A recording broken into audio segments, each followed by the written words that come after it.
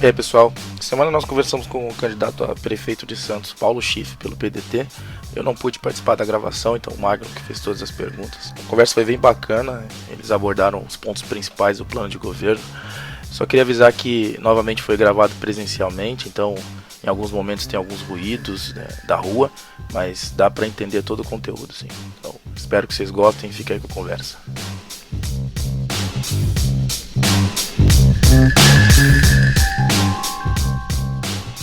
Bom, pessoal, dando continuidade às nossas conversas que a gente tem tido com os candidatos a prefeito da região, hoje a gente está aqui com o Paulo Schiff. Ele é candidato pelo PDT, tem uma coligação com a Rede, aqui o vice dele é o Evaldo Stanislau, em Santos. E, bom, essa é a única pergunta que a gente costuma repetir em todos, então eu queria que você se apresentasse, se fizesse uma pequena apresentação sobre ele. Bom, meu nome é Paulo Schiff, eu sou engenheiro civil e jornalista. A engenharia eu fiz em São Paulo, na Politécnica da USP, e o jornalismo eu fiz aqui em Santos, na Universidade Católica. Eu tenho 64 anos, vou fazer 65, sou divorciado, tenho 2 filhos, o Guilherme de 23 e a Luísa de 19. O jornalismo é uma paixão da família. O Guilherme já é jornalista, fez na SPM em São Paulo e trabalha em São Paulo. E a Luísa estuda jornalismo na PUC de São Paulo, está no primeiro ano. Eu trabalhei bastante tempo como engenheiro em obras públicas, como viaduto em São Paulo, barragem no Paranapanema, na ferrovia, em construtora, em Santos tive uma construtora também, prestadora de serviço nessa área, e nos últimos 23, 24 anos a minha atividade se concentrou no jornalismo. Eu já fui diretor da Associação dos Empresários da Construção, aqui da Baixada, também diretor da Associação de Engenheiros e Arquitetos de Santos, sou conselheiro lá, sou conselheiro do Santos, fui presidente do Conselho do Santos, sou santista de família, assim, avô, pai, filhos. E sou candidato a prefeito desde em 84. Eu fui um dos coordenadores da campanha do prefeito Oswaldo Justo, quando o Santos reconquistou a autonomia. Aprendi muito com Oswaldo Justo, aprendi principalmente a dignidade do cargo, porque ele se elegeu vice-prefeito em 68, na chapa do Esmeraldo Tarquínio, e a ditadura cassou o Esmeraldo Tarquínio e tirou a autonomia de Santos, o direito de eleger prefeitos. E ofereceu a ele a posse, ele era o vice, ele falou não, na prefeitura a gente entra pelo voto, entra pela porta da frente, é o único caminho. E renunciou. E 16 anos depois foi um momento assim especial da minha vida, eu fui um dos coordenadores da campanha da primeira eleição de Santos na retomada de autonomia, e o Oswaldo Justo se elegeu e aprendi muito com ele. Eu sou uma espécie de filhote político do Oswaldo Justo. De lá para cá, em todas as eleições, eu sempre fui convidado para ser candidato a vereador ou a prefeito, nunca aceitei. Achava as condições do exercício da política no Brasil inadequadas, e eu tenho a impressão que elas estão saneadas a partir do mensalão, a partir do Lava Jato. Os esquemas de corrupção ficaram desvendados e o país ingressa numa fase melhor de exercício da política. Por isso eu me ofereço como alternativa, junto com o Evaldo Stanislau, o PDT e a Rede, para esse grupo político que está no poder há 20 anos em Santos. Legal. Uma questão que eu vejo vários candidatos, não são da situação, obviamente o Paulo Alexandre não é um dos candidatos que está falando sobre isso, mas é sobre a perda da verba do projeto Santos Novos Tempos, e isso é uma coisa que você tem falado também em algumas entrevistas, né? Que era uma verba que era para drenagem, revitalização da Zona Noroeste. Como poderia ser feita a recuperação desse projeto? Como poderia ser reavida essa verba? E já foi feito algum levantamento do custo e de onde poderia vir essa verba? Como seria feito isso? Que eu vejo que você tem falado em algumas entrevistas. O Santos Novos Tempos era um projeto que foi desenvolvido nos governos anteriores. um financiamento do Banco Mundial para um problema dramático da cidade de Santos, que é o fato da Zona Noroeste inundar a cada pré-amar, como inundou nessa semana, na quarta-feira, ou quando as chuvas são mais fortes. Uma parte da Zona Noroeste foi loteada abaixo do nível do mar e as autoridades nunca se preocuparam tanto com esse problema. Eu pretendo resolver isso em 2 anos, não é complicado. Pode ser que a gente não consiga reaver o financiamento do Banco Mundial, porque a obra foi conduzida de maneira irresponsável. O dinheiro foi gasto sem que a obra tivesse sido feita. O relatório do Banco Mundial é muito devastador para a Prefeitura de Santos, para essa gestão atual. Não é tão complicado, são 9 bacias que o projeto abrangia, talvez a gente até faça isso mais ampliado. Para cada bacia, você constrói uma estação elevatória, com bombeamento você joga a água para um ponto mais alto e daí por gravidade, ela vai para um lugar que tem a comporta e onde ela não volte. Então, como é abaixo do nível do pré-amar, tende a haver bombeamento para a estação elevatória e tende a haver comporta para a água não voltar. A engenharia resolve essa questão. Por acaso, eu tenho um carinho por esse assunto, porque por acaso, quando eu comecei a dar aula em universidade, foi na Católica, no curso de engenharia, justamente dessa disciplina, portos, rios e canais. Então, tanto a questão da drenagem da Zona Noroeste, como a questão da proteção da ponta da praia, são temas muito familiares para mim, e pelos quais eu acho que a cidade teria de ter muito mais preocupação do que teve até agora. A elevação do nível do mar no planeta todo gerou problemas em muitos lugares. Aqui no litoral de São Paulo não é exceção, no litoral brasileiro. Algumas ilhas desapareceram e a cidade de Santos, infelizmente até agora, fingiu que o problema não é com ela. Só que agora não dá mais para fingir. A Ponta da Praia tem sofrido com a ressaca, com a maré alta.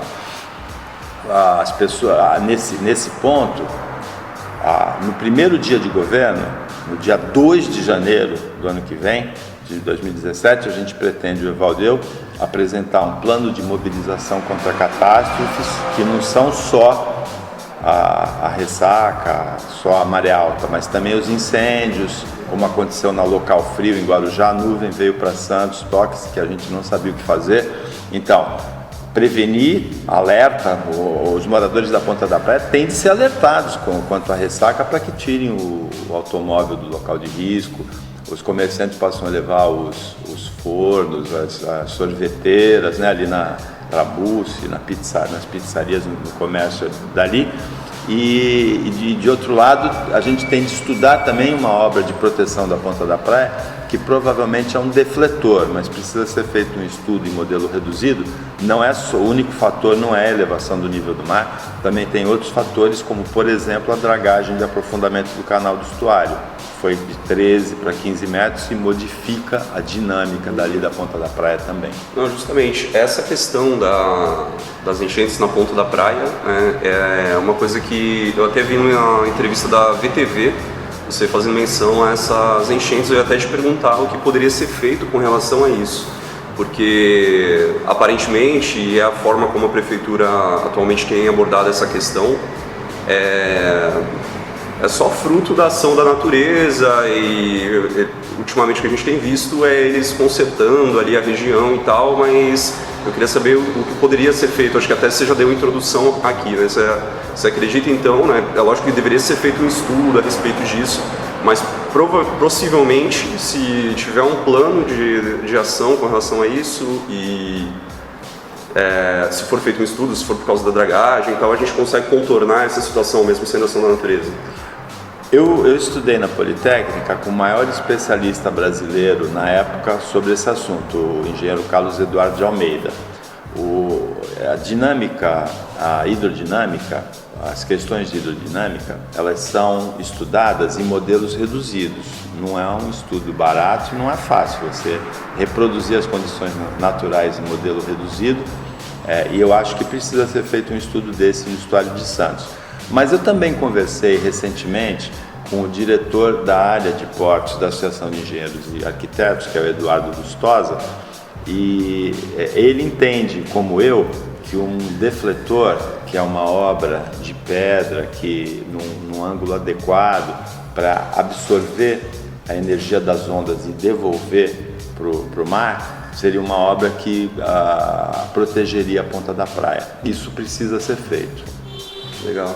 Provavelmente a obra é essa, mas na verdade precisa de um estudo mais aprofundado, sim, um estudo mais, assim, aparentemente, assim, num primeiro exame, um defletor protege a ponta da praia. Interessante. Uma das medidas que você defende com relação à segurança seria dobrar o número de guardas municipais. Foi feito algum estudo financeiro? Existe a viabilidade de ser feito isso? Como funciona e qual seria o impacto disso na cidade com relação a... Foi feito um estudo, se a nossa proposta é desperdício zero. Então, secretários adjuntos, que o conjunto deles custa 2,5 milhões por ano para a prefeitura. Aditamentos de contratos, que custa muito mais que isso. Só no Hospital dos Estivadores o aditamento foi de 79%, embora uma parte seja justificável, ou seja, o contrato sem aditamentos. Porque uma fraude que é comum em administração pública é uma empreiteira, e esse esquema também está desvendado na Lava Jato e no mensalão não, mas na Lava Jato. Uma empreiteira apresenta um projeto, um orçamento abaixo do preço de custo, né? E ganha licitação. Por quê? Porque ela já tem certeza que ela vai ganhar o aditamento e aí o lucro dela já vem no aditamento. Então isso é uma fraude. Então, combater os aditamentos, eliminar os chequinhos, 18,5 milhões em 2015 foram desperdiçados, foram gastos com chequinho. Nós não vamos contratar ninguém por chequinho. A administração pública é para ser, o ingresso no serviço público é por concurso, não é para ser pago por chequinho. Nós também somos contra as organizações sociais, que uma outra maneira que se usa, que sobre o argumento de que é mais ágil a contratação, é mais ágil a compra, que é mais eficiente. Na verdade, a gente só tem exemplos no Brasil todo de OSs usadas para driblar a lei dos concursos, para blindar salários de diretores e para outros tipos de atos tortos. A economia tem 100 cargos de chefia, isso apontado pelo Sindserv, o Sindicato de Servidores, em duplicidade. Esses 100 cargos usados para premiar colaboradores de campanha. Então, 100 cargos em comissão.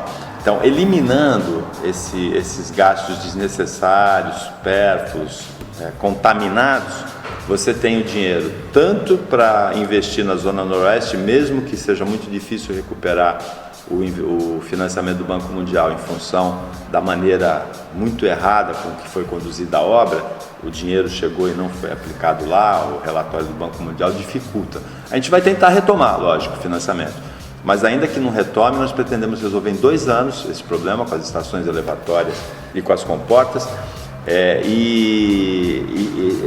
com economia de chequinho, de aditamento, de cargo comissionado, de secretário adjunto e vários outros desperdícios que tem na prefeitura. E a outra linha de atuação com esse dinheiro é dobrar o efetivo da Guarda Municipal e reforçar muito a iluminação da cidade. Então, 2 aspectos assim importantes. Hoje, você tem muitas instalações do município em que os funcionários reclamam de ser assaltados dentro delas. Unidades de saúde, violência contra o professor dentro da escola. Então, dobrar o efetivo da Guarda Municipal é para proteger o funcionário no exercício da atividade dele e também para reforçar a segurança em colaboração com a Polícia Militar. A iluminação, a cidade tem muitos pontos escuros e facilita a atuação de criminosos. Então, reforçar muito a iluminação, multiplicar o número de câmeras. Nós temos 500 câmeras de monitoramento, mas temos 1.500 ruas, então falta câmera também. e cobrar do governo federal uma política nacional de segurança pública que o país não tem, mas instalando em Santos uma política municipal, uma política metropolitana de segurança pública, que passa também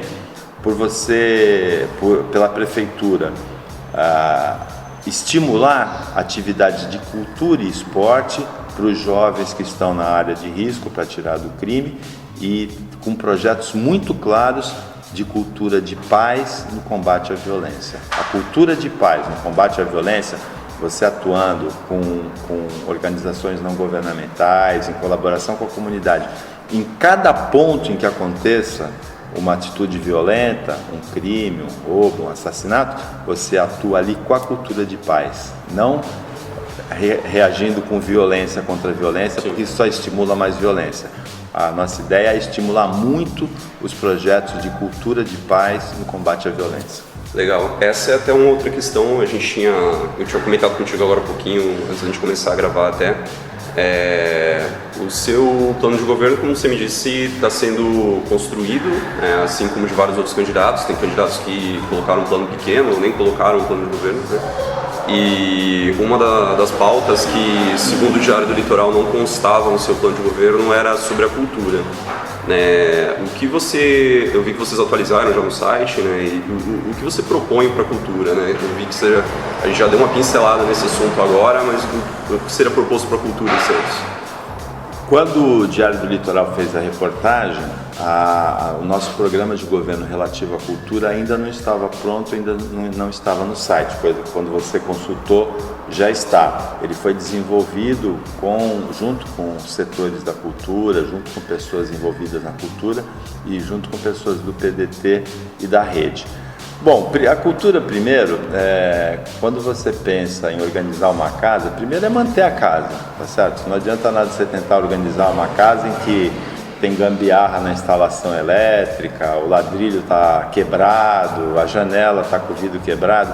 Então a primeira coisa que a gente vai fazer, que é uma obrigação básica, é cuidar das instalações dos equipamentos culturais, né? Dos prédios onde acontece o Coliseu, o Teatro Municipal, o Teatro Rosinha Mastrangelo, né? Eles precisam estar bem cuidados. Aliás, não só isso, né? Mas também as unidades de saúde precisam de manutenção, também as escolas públicas do município, as escolas municipais precisam muito de manutenção.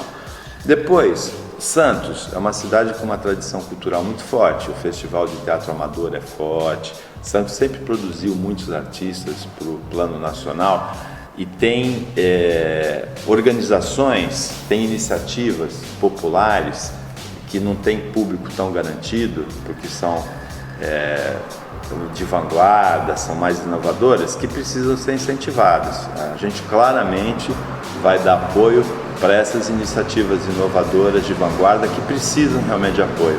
Você não precisa apoiar quem já tem o público. Quem já tem o público vai pelas próprias pernas, você dá o que for necessário, mas precisa estimular, regar, ajudar a crescer a vanguarda, a inovação na área cultural. Levar essas iniciativas, principalmente porque a cultura de paz é muito importante, para as regiões mais carentes da cidade e retomar a tradição cultural de Santos. A gente pretende transformar Santos na capital brasileira do turismo de negócios, mas a cultura e o esporte também atraem muitos turistas, se bem desenvolvidos. Então a gente pretende, tem festivais em Santos, a gente por acaso está falando aqui hoje, está acontecendo o Festival do Sesc, o Mirada, Festival Ibero-Americano de Teatro, maravilhoso. Eu fui lá na inauguração, em que foi apresentada uma peça e foi as pessoas envolvidas na organização do festival se manifestaram. Então, parcerias com essas iniciativas bem-sucedidas, reforçar essas parcerias, mas a nossa ideia é principalmente estimular as atividades culturais de vanguarda, inovadoras, que ainda não têm público e que precisam se desenvolver. Para a gente estar em sintonia com a tradição de vanguarda, de inovação. Santos é a cidade do Plínio Marcos, por exemplo, um dos grandes autores do teatro brasileiro. A cidade também tem os globais, né? O Neila Torraca, o Nuno Leal Maia. A gente tem a a Pagu, a gente tem uma tradição de cultura muito forte e a gente pretende atuar em sintonia com esse grupo. Legal. Uma das questões que tem sido abordadas por vários candidatos também nessas eleições é com relação à desigualdade social entre vários pontos da nossa cidade. Isso é uma colocação minha, mas eu imagino que não fique totalmente ao alcance de uma prefeitura reverter isso, né, e fazer uma distribuição de renda dentro da cidade. Mas Santos ainda tem a maior favela de palafitas do Brasil e são centenas de famílias morando em condições precárias, sem saneamento básico. O que você acha que pode ser feito por um prefeito? O que vocês propõem para que seja feito, para que seja equacionado, para que seja equalizada a distribuição, não a distribuição de renda, mas a distribuição de recursos pela cidade, pelo menos o saneamento básico, que é uma coisa que a gente nem pensa aqui, hoje a gente está na Conselheiro Neves, nem pensa em que não existe em algum lugar e em outros lugares não tem ainda. O que pode ser feito com relação a isso? Na verdade, quando a gente observa mais de perto, o Canal 3, que é considerado a área mais sofisticada, habitacional da cidade, tem cheirado a esgoto e muitas vezes, nos últimos meses. Sim, não é um episódio raro o Canal 3 está com cheiro de esgoto, né? Nos últimos 20 anos, nada foi feito em relação a essa parte que você cita, saneamento básico, embora não seja o tema da pergunta, nada foi feito em termos de recuperar a balneabilidade das praias de Santos. Acho que a última iniciativa que foi feita, a automatização dos comportas, é do final da década de 80, começo da década de 90. Nesses 20 anos em que eu vejo o mesmo grupo político no poder, 2 mandatos do Beto Mansur, 2 mandatos de João Paulo Papa e esse mandato do Paulo Alexandre, eu vejo uma falta de cuidado generalizada em todos os setores. Um deles é esse que você falou, do saneamento. Porque se você examinar a classificação da CETESB para as praias de Santos, nos últimos 4 anos do Paulo Alexandre, 2013, 2014, 2015 e esse ano de 2016, todas as praias de Santos ficaram impróprias pelo menos 11 semanas no ano. Todas as praias. Algumas 30 semanas do ano, ou seja, o ano tem 52 semanas, mais da metade do ano. E o cheiro de esgoto em canal tem sido muito recorrente. No Canal 2, no Canal 3 eu apresento o programa de rádio, as pessoas falam disso, eu vou no local e constato. E mesmo depois que eu me afastei do programa de rádio para a candidatura a partir de 29 de junho, na semana passada o Canal 3 estava com cheiro de esgoto. Nesses 20 anos, nada foi feito em relação a gente limpar esses canais e com a limpeza, caçar o esgoto clandestino, a contribuição coletiva de esgoto. Agora você fala da desigualdade social e você tem razão. A desigualdade social ela vem pela geração de emprego e renda no nível federal, porque mesmo quando uma cidade, os exemplos que a gente tem historicamente, é quando uma cidade se desenvolve, como aconteceu no Rio de Janeiro, na área fluminense do Rio de Janeiro, com o petróleo, né, com a bacia de Campos. O que aconteceu? As cidades se enriqueceram e atraíram um cinturão de miséria de outras partes do país, né? É um fenômeno comum. O país, é isso que você se refere, o país, para eliminar a desigualdade social, tem que crescer como um todo. Não basta uma região não consegue ficar rica sem atrair a miséria para o lado dela. E o objetivo é que o país todo fique em condições boas. Agora, tem um policial militar, um coronel reformado da Polícia Militar, que foi comandante aqui do policiamento da Baixada Santista, o Coronel Melli, muito esclarecido, que estudou bastante, que tem a experiência, né, no trato com a desigualdade social, que ele tem um conceito que é muito bacana da gente pensar nele, que é a pessoa que tem endereço, ela não tem tanta tendência de ir para a violência. Para a dignidade, para você lutar pela vida com dignidade dentro da lei, é muito importante você ter um endereço. Então, o investimento na habitação é muito importante. A gente tem em Santos uma área degradada, que é o centro da cidade, e o Paquetá, que já tem o equipamento urbano desenvolvido, o calçamento, a pavimentação, a rede de água, a rede de iluminação elétrica, a rede de saneamento básico, né, de coleta de esgotos, de destinação de esgotos, por onde já passa o caminhão de coleta de destinação de lixo. Então a gente já tem praças, né? Então essa área do Paquetá, essa área do centro, elas são ideais para a gente revitalizar a cidade com habitação, para dar endereço para as pessoas. Eu tenho andado muito pela cidade, eu fui no DIC, agora é importante registrar isso, eu fui no Morro do Tetel, eu fui no DIC da Vila Gilda conversar com as pessoas. No DIC da Vila Gilda eu fiz uma reunião no Bar do Zezinho com mais de 60 pessoas e para eles eu tenho falado uma coisa que eu tenho falado sempre nessa campanha, que é a coisa da esperança. Eu assisti no final do ano passado o filósofo Mário Sérgio Cortella respondendo o que você diria para alguém que não tem ceia, não tem presente, não tem família, não tem casa, não tem emprego, não tem renda nesse Natal. Esperança, falaria de esperança, mas esperança do verbo esperançar, com planejamento, com ação, né? E não com movimento, e não esperança do verbo esperar, que é ficar parado esperando que as coisas aconteçam. Eu tenho falado de esperança, mas eu tenho encontrado esperança também, mesmo nos lugares onde a precariedade é maior da cidade, você vê pessoas cuidando das crianças, pessoas esperando que a vida seja melhor. A habitação é muito importante para a redução da desigualdade social, talvez seja a parte mais importante do município, trabalhar na geração de renda e trabalhar no sentido de dar habitação digna para as pessoas. Sim. Eu vejo que um dos tópicos principais da sua campanha também é com relação à postura dos dirigentes municipais com relação ao Estado, com relação ao governo federal. Uma coisa que você tem reafirmado em algumas entrevistas é até com relação ao posicionamento do governo do Estado com relação às mortes no sistema Anchieta Imigrantes e ao posicionamento da prefeitura, né, do prefeito com relação a isso.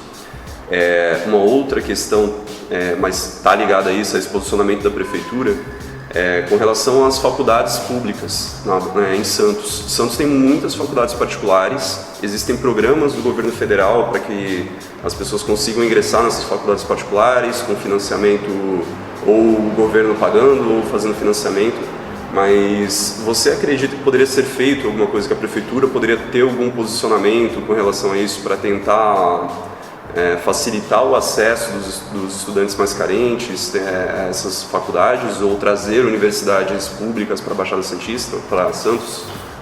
São questões diferentes. O ProUni e o FIES são projetos bem-sucedidos que, infelizmente, o governo federal, em função de ter lidado com um orçamento com ou irresponsabilidade ou incompetência, acabou cortando, acabou reduzindo esses programas, o ProUni e o FIES. A universidade pública, ela não vem no sentido de facilitar o ingresso das pessoas com menor renda à graduação.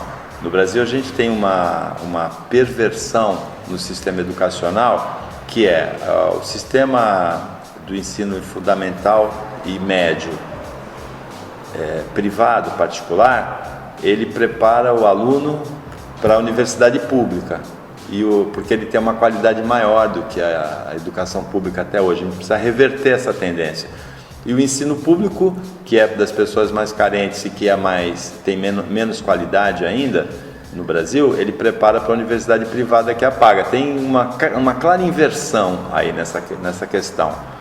Mas há muitos anos eu estudei numa universidade pública, tive o privilégio de estudar numa universidade pública na minha vida, a Escola Politécnica da USP.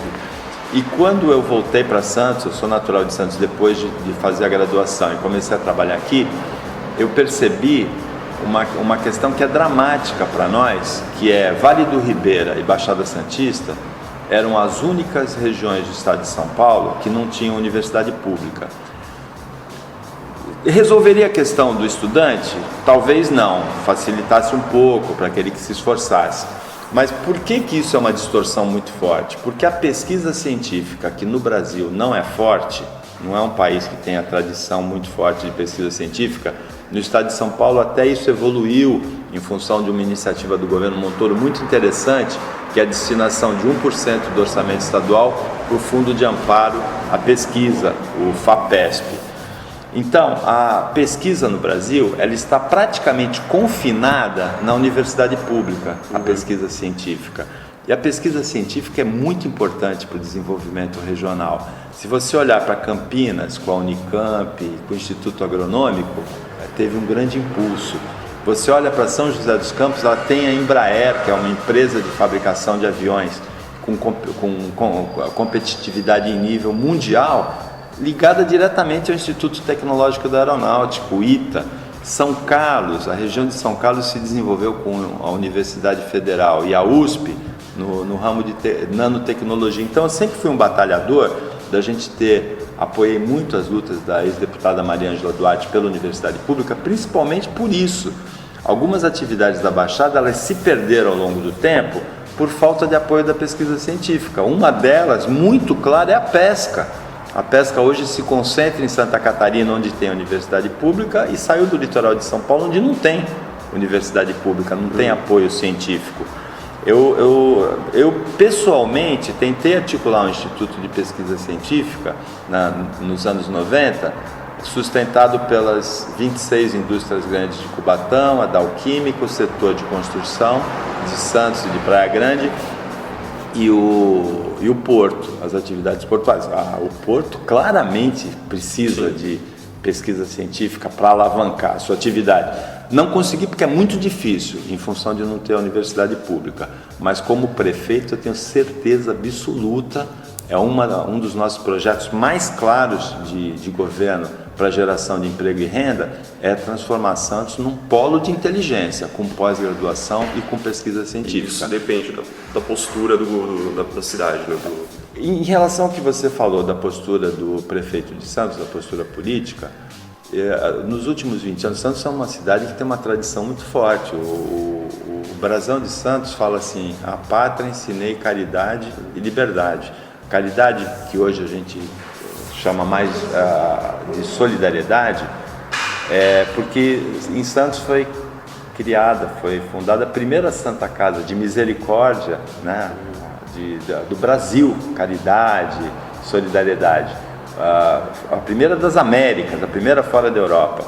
Liberdade, porque aqui nasceu o maior estadista da história do Brasil, que é o José Bonifácio, e ele era um cientista reconhecido na Europa. Quando ele voltou para o Brasil e para Santos, no começo do século XIX, ele já recomendava que o país libertasse os escravos. Tem um texto maravilhoso do José Bonifácio, em que ele prevê o que aconteceria socialmente com o país se não libertasse os escravos ali, no começo do século XIX. Os escravos só foram libertados no final do século XIX, mais de 70 anos depois do texto dele. E ele descreve o século XX, as mazelas sociais. Um visionário, descreve 100 anos antes. Então, é uma cidade muito forte, uma cidade que ensinou para o Brasil que o melhor futebol do mundo se praticava aqui, com o Santos do Pelé, final da década de 50 e começo da década de 60, até o final da década de 60. Então, é uma cidade que ensinou como é que se saneia, como é que se combate as pestes, com o Saturnino de Brito. Então, a nossa cidade, historicamente, ela tem uma tradição muito forte, ela tem uma população muito politizada. É inadmissível que os prefeitos que têm passado pela prefeitura tenham deixado esse cargo se apequenar do jeito que se apequenou. Eu cito muitos fatos, mas assim, que me chamam muito a atenção, eu reclamei muito sempre disso na rádio, é quando vem um governador inaugurar uma maquete de ponte entre Santos e Guarujá. O problema é um problema dramático. O cara inaugura uma maquete e está tirando sarro da cara da gente, né? Está zoando a gente, né? O Ceará. E o prefeito de Santos põe um capacete branco, aquele João Paulo Pape, vai lá participar de uma pataquada dessa, né? Ou quando o Alexandre de Moraes, o secretário de Segurança na época, no ano passado, nesse ano, né, vem aqui, um pouco antes dele ser ministro, e fala que as mortes no sistema Anchieta Imigrantes em assalto são pontuais. São 14 mortes desde dezembro de 2014. Poucos dias depois que ele falou isso, ou poucos dias antes, morreu um menino vítima de uma pedrada, né? A pedra quebrou o para-brisa do carro, matou o menino dentro do carro. O secretário fala que as mortes são pontuais e você não vê nenhuma liderança política na rádio. A gente reclamou muito disso também, mas o prefeito de Santos ficou calado, esse prefeito atual, Paulo Alexandre Barbosa, como se fosse a coisa mais normal do mundo um secretário de segurança vir aqui e dizer que as mortes nesses assaltos são pontuais. Então, o resgate da dimensão política desse cargo nós achamos que é muito importante. E não é porque seja uma pessoa truculenta, não precisa de um governador tipo o Arnold Schwarzenegger, lá da Fortão, né, bombado lá da Califórnia, para quebrar a mesa. Não é isso. É você ter a noção que você representa uma cidade com tradição de grandeza histórica, com tradição de grandeza política, que eu citei, por exemplo, aqui, o Oswaldo Justo, e não... Você representa uma população, você tem que ter a tua força como prefeito, é a força de quem você representa, não é sua força pessoal, não é? Mas não pode ficar calado diante de fatos desse tipo. A ex-presidente Dilma veio aqui em junho de 2014, durante a campanha, prometeu o túnel Zona Leste, parou a cidade inteira, parou o trânsito da cidade. Eu nunca vi o prefeito de Santos reclamar que não vê esse dinheiro dessa obra. Ela prometeu, foi no Teatro Coliseu, né? Então, precisa resgatar a dimensão política, a grandeza política dessa função de ser prefeito de Santos. Legal. Uma outra questão, foi uma coisa que me chamou a atenção dentro do tópico ações iniciais de governo, do seu programa de governo, seria transferir as atividades do gabinete do prefeito para a região da Zona Noroeste, onde ficaria, né, até serem sanadas os principais problemas da região. Eu queria que você falasse um pouquinho mais a respeito disso, porque nas entrevistas que eu tenho visto, a gente não tem ouvido muito a respeito disso. Como seria feito, onde ficaria, por que vocês acreditam que isso seria benéfico, seria de repente para sentir na pele quais são os problemas da região, estaria em contato mesmo dos problemas, de onde surgiu esse ponto? É importante que a administração fique, pelo menos temporariamente, na Zona Noroeste, até que as questões mais dramáticas, como a das inundações, das enchentes ou da habitação, sejam equacionadas, porque você não amortiza, não amortece a sensação da premência, da urgência dessas questões. Você coloca a presença da prefeitura provisoriamente, temporariamente, enquanto procura equacionar essas questões na Zona Oeste, coloca isso na pauta diária do morador de Santos e do funcionário público de Santos. Então, você intensifica as ações com essa presença. Tem um componente psicológico aí, né? Tem um componente de comunicação aí, e tem um componente também de ação, né? Então é importante, a gente entende que é muito importante que as questões mais dramáticas da cidade, elas estão lá nesse momento. Lógico que não vai se tirar a dramaticidade do que acontece hoje na Ponta da Praia, é dramático também o que acontece. Talvez a gente também precise ficar com a administração algum tempo na Ponta da Praia até equacionar o que acontece lá. A Ponta da Praia, o estuário, a Aparecida, não são bairros que apenas atingidos pela ressaca. Eles constituem hoje a área mais poluída por material particulado do estado de São Paulo, em função da operação de grãos porca que acontece ali naquela região. Então, está temporariamente sediado na Zona Leste, está sediado temporariamente também na Ponta da Praia, são importantes por essa questão, tanto de psicológica, como de comunicação e como também de ação. A gente está se encaminhando para o fim das campanhas, né? A gente está chegando praticamente, quanto tempo? 15 dias das eleições. Vocês fazem uma oposição muito forte ao governo do Paulo Alexandre Barbosa, do PSDB, mas os outros partidos de oposição também têm coisas que vocês algumas vezes têm criticado. E, enfim, quais seriam os critérios em um cenário onde, se vocês fossem para o segundo turno, vamos acreditar que se vocês fossem para o segundo turno, quais seriam os critérios para aceitar coligações com outros partidos ou aceitar o apoio de outros partidos? Ou se vocês não fossem para o segundo turno, mas algum outro partido de oposição ao governo Paulo Alexandre Barbosa fosse para o segundo turno, quais seriam os critérios para que vocês apoiassem algum outro candidato? Ou vocês teriam um posicionamento de não apoiar ninguém? Qual é a posição de vocês com relação às alianças partidárias? Em relação à formulação da nossa coligação, nosso critério foi bem claro. Nós não queríamos essa política tradicional que levou a cidade a essa situação e o país a essa situação. Ou seja, Nós não queremos essa sopa de letras, que é uma sopa de letras.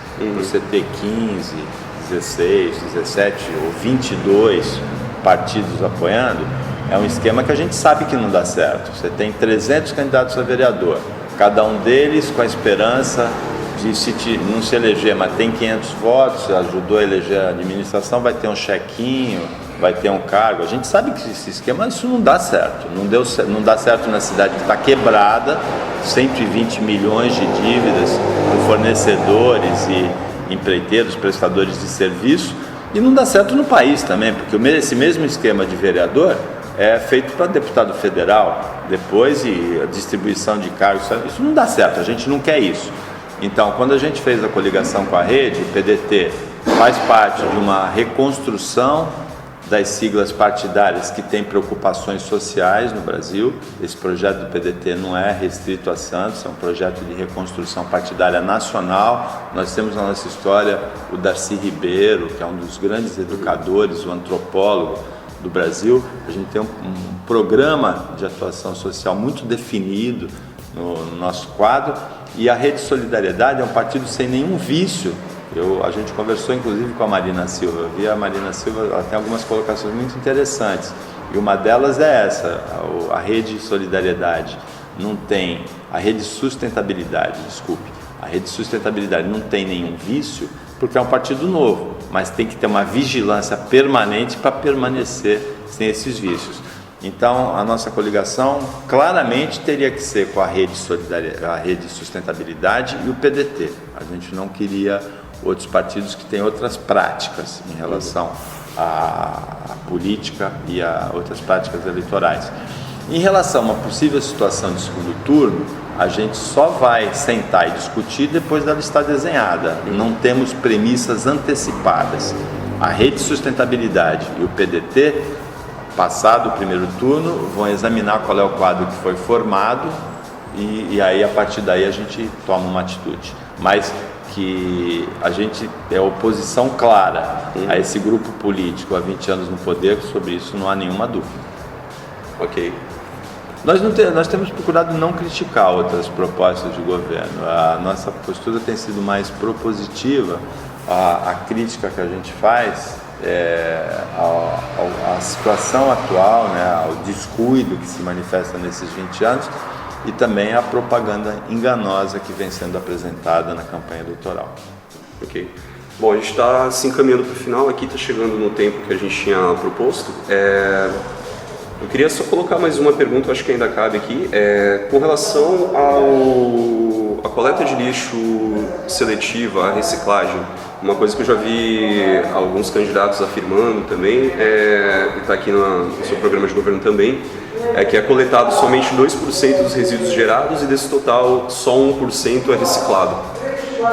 O que poderia ser feito, o que pode ser feito para que a coleta seja feita de forma adequada, para as pessoas poderem dar um destino adequado para esse lixo? A coleta seletiva de lixo é mais uma questão que são muitas, mas é uma delas, como por exemplo a ligação de Santos com São Vicente, com Guarujá, com o sistema Anchieta Imigrantes, né? Que a gente vê o descuido desses 20 anos. Eu sempre reclamei muito nos programas de rádio e na televisão que a coleta seletiva de lixo em Santos é muito tímida diante do padrão cultural e da qualidade de vida da cidade. Aí a proposta é clara, é cumprir a lei, é o mínimo que se exige. O resíduo sólido reutilizável é definido na lei no Brasil como um bem econômico que deve ser utilizado para reciclagem, promovendo a cidadania e preservando o planeta. A palestra da promotora de meio ambiente Flávia Gonçalves no Fórum de Economia Solidária recente no SESC foi muito claro. E quem separa o lixo orgânico do resíduo sólido reutilizável em casa sabe disso. O volume é de 2 a 3 vezes maior do que o de resíduo orgânico. Então, em peso, 32,5% dos resíduos sólidos de Santos são reutilizáveis, dos resíduos totais de Santos. Só que, ao contrário do que determina a lei, 30,5% desses 32,5% a parcela de 30,5% dos 32% são levados para o aterro sanitário, contrariando a lei. A cidade só coleta 2% do lixo, do resíduo sólido reutilizável, e só recicla 1%. Então não cumpre a lei. É um descuido absurdo isso em relação à preservação do planeta e à promoção da cidadania. Existe muita reclamação de excesso de exclusão de pessoas na rua em Santos. A gente é tímido o número de esteiras, é tímido a cooperativa de catadores. Tem que promover a cidadania com isso. Então a nossa proposta é de cumprir a lei nesse caso, é bem clara a nossa proposta. O meta é de reciclar pelo menos 10% do lixo. Mas, na verdade, eu quero reciclar os 32,5% sólidos e o mesmo lixo orgânico reutilizar também por técnica de compostagem, não de incineração, que provoca poluição, para fertilizante, para outros usos. O lixo orgânico também. Legal. Bom, acho que a gente encerrou. Muito obrigado por ter aceitado. A gente, como eu falei no começo, a gente é pequeno ainda, a gente está batalhando esse crescimento de uma forma saudável, né? Tentando ser honesto com todo mundo, tentando conversar de verdade. Muito obrigado por ter aceito. E é isso. Queria saber se você quiser fazer um encerramento, dizer alguma coisa agora que a gente está... Eu acho o trabalho de vocês importante, embora você diga que ainda seja pequeno, e a gente sente realmente a importância dele de levar a verdade, de levar a pluralidade das informações para o morador, não só de Santos, mas das cidades da região e de outros lugares, porque a internet pode ser acessada pelo mundo inteiro. Então esse trabalho é muito importante, eu respeito muito esse trabalho, é por isso que eu estou aqui. E tomara que muitas pessoas tenham acesso a ele, para que a gente, numa eleição, não acabe... Eu respeito muito a sabedoria do eleitor, eu acho que a decisão do eleitor sempre merece ser respeitada, mas a gente sente que a legislação eleitoral, as regras, elas permitem que um bombardeio de propaganda mentirosa, de propaganda enganosa, acabe influenciando esse resultado.